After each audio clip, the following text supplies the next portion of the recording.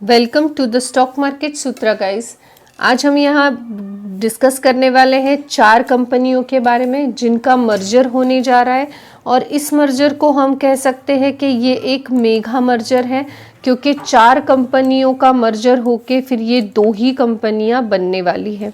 सबसे पहले तो मैं आपको ये कहना चाहूँगी कि ये जो न्यूज़ है ये अभी सिर्फ रिपोर्ट के ज़रिए है, यानी इसका कोई भी ऑफिशियल नोटिफिकेशन नहीं देखने को मिल रहा है कंपनी की तरफ से, लेकिन डेफिनेटली हम ये कह सकते हैं कि फ्यूचर में जल्द ही हमें इसका ऑफिशियल नोटिफिकेशन भी देखने को मिले।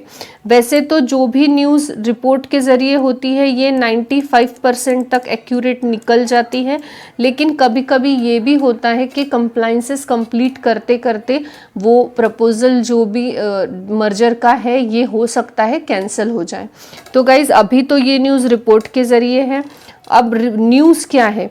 तो गाइज न्यूज़ कुछ और नहीं बल्कि ये है कि रेलवे ने जो है ये रेफ़र किया हुआ है IRCTC और रेलटेल के मर्जर को दीपम के पास। अब दीपम क्या है? तो गाइज दीपम ये एक अथॉरिटी है जो कि इस तरह के मर्जर के जो कंप्लाइंसेस है इन चीज़ों को कंप्लीट करती है या इनके डिसीजन में और इजियर डिसीजन बनाती है।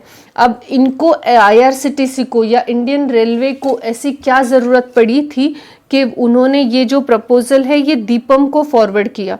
वो खुद भी इस पर डिसीजन ले सकते थे, लेकिन गाइज जो IRCTC के कुछ ऑफिसर्स है या अथॉरिटीज़ है वो नहीं चाहते कि ये दोनों का मर्जर हो।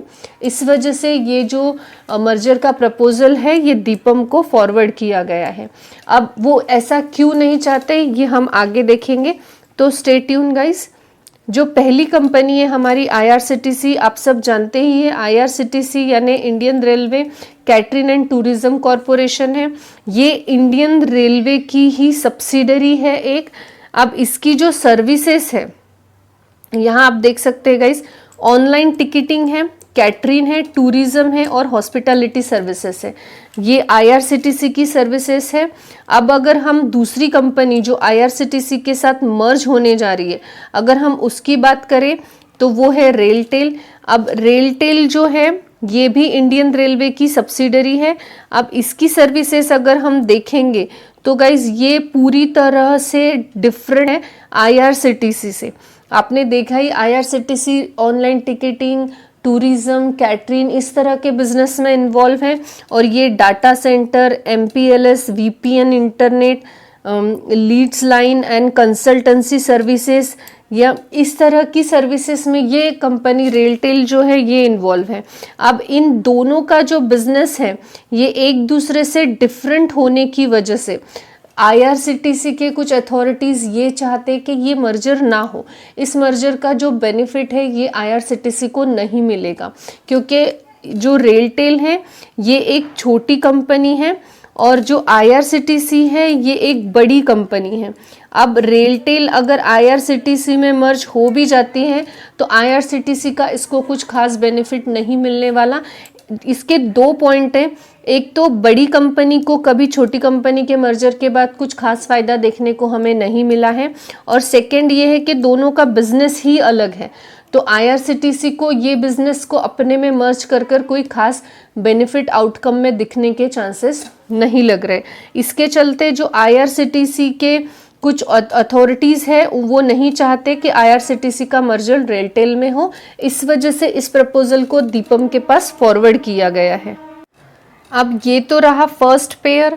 एक और रेलवे की और 2 कंपनियां यानी रेल विकास निगम लिमिटेड, इसका भी मर्जर होने जा रहा है। रेल विकास भी एक सब्सिडरी है इंडियन रेलवे की। अगर हम इसके बिजनेसेस की बात करें कि रेल विकास किस सेक्टर में बिजनेस करती है या क्या सर्विसेज प्रोवाइड करती है, तो गाइज यहाँ पे आप देख सकते हैं रेलवे इंफ्रास्ट्रक्चर में ये सर्विस देती है अपनी। रेलवे का जितना भी इंफ्रास्ट्रक्चर है उसमें हमें रेल विकास निगम लिमिटेड देखने को मिलता है। अब इसका मर्जर कौन से कंपनी के साथ होने जा रहा है? तो इसका मर्जर होने जा रहा है गाइस आरकॉन के साथ। आरकॉन रेलवे कंस्ट्रक्शन इंटरनेशनल लिमिटेड। आरकॉन भी एक रेलवे की ही सब्सिडरी है और ये भी इंडियन रेलवे की सब्सिडरी ही है। ये जो इसका सर्विसेज है, ये आप देख सकते हैं, ये भी रेलवे इंफ्रास्ट्रक्चर में सर्विस प्रोवाइड करती है। अब जैसे कि हमने देखा IRCTC का और जो रेलटेल का मर्जर है इसको अपोज था, लेकिन रेल विकास निगम लिमिटेड और यानी RVNL और IRCI यानी रेल ये आरकॉन का किसी भी तरह का अपोज नहीं है, क्योंकि दोनों ही सिमिलर बिजनेस में हैं, दोनों ही रेलवे इंफ्रास्ट्रक्चर में ही काम करते हैं। तो इनका मर्जर से हो सकता है कंपनी और भी अच्छी और हमें एक स्ट्रॉन्ग कंपनी देखने को मिले। अब इनमें से बड़ी कंपनी कौन सी है, तो आरकॉन जो है ये बड़ी कंपनी है और RVNL छोटी कंपनी है।